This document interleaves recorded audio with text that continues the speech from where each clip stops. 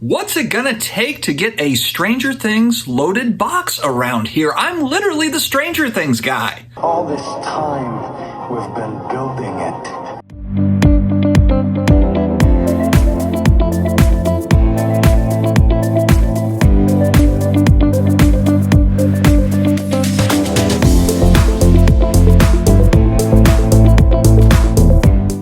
It looks like Dan, the Great Curator, might have received boxes from Zero Cool Tops. The way he's got it posted here, courtesy of my friends at Zero Cool/Tops. So I don't know if that means that they sent them to him for free. And nothing against Dan. I know that he collects a lot of culture cards, whether it be Marvel cards or Star Wars, but I don't think that he's even much of a Stranger Things guy. Maybe I'm wrong on that, but I didn't think he was a Stranger Things cards guy. And he got the stuff. So actually good for him. I'm just really kind of hating. Can't get in with the good old boy network. I'm not in with the new cool, the Josh Lubers. I'm still sitting on sent from August 31st. Sent him a message, nothing. Just feeling a little let down. But you know who won't let you down? ComC.com, your home for buying, selling, and flipping all the hottest trading cards. Consignment marketplace with over 30 million cards from baseball superstars like Aaron Judge to Marvel favorites like Spider-Man. ComC has something for every type of collector. Visit ComC.com today to build your collection with your favorite cards. Guys, check out ComC.com. It's a good time. All right, so not only did Dan get some free boxes, it looks like, but he also pulled a Billy Butcher Auto 1 out of 11. I think it's sparkly. It's got some specialness to it. And some folks were saying like, hey, loaded boxes, question mark. And so this is kind of an interesting topic. So we look at this, Stranger Things, this particular release of this S4 for Stranger Things, not the entire release. So my understanding is there's going to be another kind of the hobby box version of this stuff coming out. By the way, the cards look really good. The cards look great. Some of the parallels that I was wanting originally are starting to pop up on eBay. I'll throw up some pics. But this set was released with 11,111 boxes. This Billy Butcher blaster box type version. So there's about 300,000 cards total that they made. If I'm doing my math right, I think there's 24 cards in a box. Maybe there's more or less. But anyway, the way I looked at it, about 300,000 cards produced. Dan got 4 boxes, so he got about 100 cards out of the 300,000. The big question mark, though, is I haven't seen a checklist yet for this. And maybe they have released it. Maybe they just recently did. I've been looking for it. And so I don't know how many different artist autographs there are with Billy Butcher. Also, the same goes with the parallels. I knew that there was going to be parallels, but there's a variety of different things that are coming out that I didn't actually know that they were going to have. So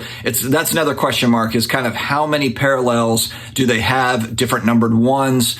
Just haven't seen a checklist yet to be able to compare kind of the total. 300,000 cards have been produced, how many have actually been opened, and then how many are parallel, special numbered cards, whatever. That's kind of the big thing. Are the boxes marked? Possibly. I mean, if you look on the sports card side, Sports Card Radio's done a bunch of stuff on this, and I made a couple videos on it as well, where you've got sports card boxes. I can't remember the name of the set. Barely $2 a card. Think about it. You're guaranteed the 10 graded and the 100 additional rookies. And I already showed you the list of names. But basically there was the serial number that was on a sticker, and if it ended with certain numbers, then it was like, that's got the case in it, or it's got the autograph or whatever it was. And it turned out to be pretty spot on. So our manufacturers marking certain boxes probably to track where the hits are. But there's another thing, is like, it's one thing to track where the hits are with like a red mark or like with a serial number or whatever. But then are you kind of manipulating that process where it's like, okay, we've got these that are going to go over here. That's the part that we just don't know. So personally, I think Dan just got lucky. But again, I have no idea. I'm not some expert on this. But again, I really have no idea. And it's certainly possible that he could have gotten them. I just don't know how that process works. Again, we don't have a lot of disclosure, a lot of transparency around the manufacturing process and how it all goes in distribution. A lot of it, we're blind out here. You know, we're running blind. First thing I do is I say, would you look at this? You know what I mean? Yeah, sure. Oh, would you look at this? Yeah. So I don't think anyone can say definitively, unless someone actually comes out and says like, yeah, we sent him loaded boxes or whatever, or other people loaded boxes. I just don't know. I'm still just salty that I didn't get any boxes. I had originally ordered 10 of these boxes and it was just taking so long. They gave the option to refund and I took the refund and I just said, hey, you know what? I'm just going to go and look for the singles that I want on eBay or wherever after they've been ripped. And that's kind of what I've been doing. So I took the $500 back. Now I'm kind of like, man, I wish I'd had some boxes to open, but it is what it is. I would rather just kind of pick out the cards that I like. And like I said, without the checklist, you don't really know all the different parallels. And so there's stuff popping up that I'm like, oh, okay, well, that's interesting. Didn't know that was going to be in there. I haven't seen autographs. I don't think that there are any autographs outside of the Billy Butcher autos, the one that Dan did get. So I don't know if there's any other stuff out there. I haven't seen any, but that would be pretty awesome. I don't think there's going to be character autographs in this. I think that's coming in kind of the hobby box version, which I'm excited about, that hopefully that stuff comes out over the next couple of months. All right. And then another piece of news, CGC has expanded their partnership with PWCC.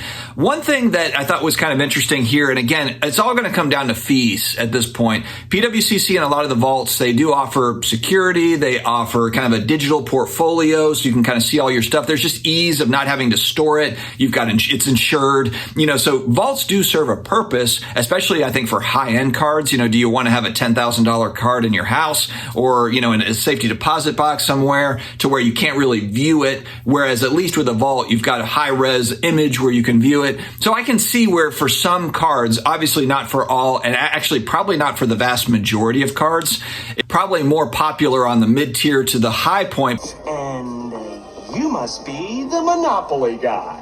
But as we see, there's a lot of movement with ComC as we talk about, where you're not really touching the cards, you're just going in and out of them. So if PWCC or, Golden or, a lot of these other vaults are just kind of going into more of the lower end stuff, that's kind of interesting. It kind of opens doors, I suppose, for certain folks. There's going to be certain people that are just not interested in it. I've never used any type of vault outside of ComC.com. So does it catch on for other people?